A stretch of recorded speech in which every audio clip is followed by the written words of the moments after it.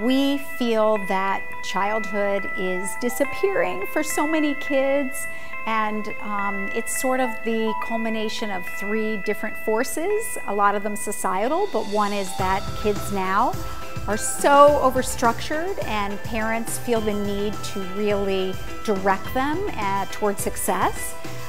Coupled with the fact that that structure is really impacting their free time and making their lives much more stressful. And one of the things that we saw, which was just so disheartening, is that there was a lack of play, as I think Dr. Gray even said, in kindergartens even.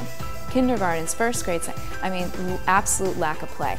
And we were absolutely shocked by it. And the reason people said is because the Common Core state standards, there's no time for it, we can't make time for play. Life without play is automatically depressing, regardless of anything else you say, right? And as we take children away from their kind of own created activities that are not being judged and evaluated in the immediate sense, and continuously put them more and more in adult-run and adult-evaluated activities, such as more and more schooling, but also more and more activities outside of school, competitive activities where they're being evaluated on how they perform. We're taking them out of the kind of joyful environment that they're designed for and putting them into a stress-inducing environment. You know, we are so into resume building for our kids from age 2, and play has become expendable because it's not building a skill, that we have to remind parents that play is as important as all of those things, even though it doesn't go on a resume.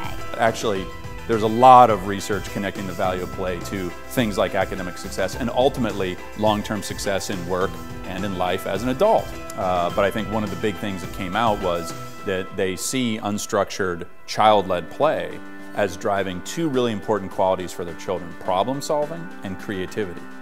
Yet they don't put problem solving and creativity at the top of the list of the key qualities they want to see their child develop. So there's interesting room for opportunity, right? Parents see the connection between unstructured free play and things like problem solving and creativity, but they don't value problem solving and creativity nearly as high as other things like self-confidence, academic skills. And so we had a great debate today about, well, don't you learn academic skills during play? And how are we missing the connection between those things? You know, it's not like they're mutually exclusive.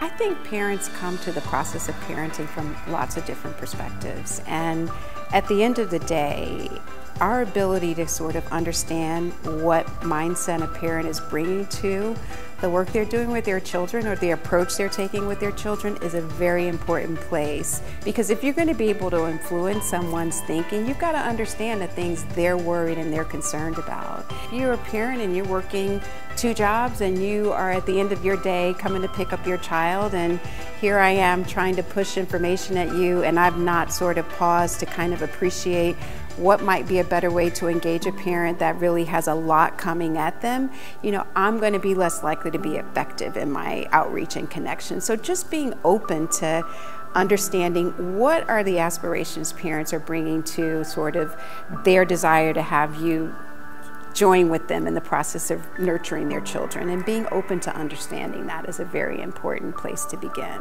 Moreover, when children are playing, they're learning how to solve their own problems. They're learning how to make friends by themselves. They're learning how to deal with minor bullying. They're learning how that if you get hurt, you can get up again. You don't have to be taken to the hospital. They're learning resilience. They're learning all of these kinds of skills that are so important and that protect them from emotional breakdown. They're learning courage. That little girl who climbs to the top of a tree, that if her mom was there, her mom wouldn't let her do it, or the teacher wouldn't let her do it. But she's doing it in the course of free play. And what is she doing there? She is learning courage. She's learning, I can do this. I can go this high. And she's developing that kind of courage and self-confidence that will protect her from anxiety attacks if she faces a real emergency as she goes on in life. So for me, it is really about starting the conversation early and really talking with parents before their kids are even born. And then it's hard to understand it, but I think how rich would it be to have, you know, an institute or an area where there were classes on really thinking about what I want for my child, what my dreams are for them. Are they entwined in my own dreams, misguided dreams for myself? And how do I best facilitate the environment necessary for them to reach their full potential?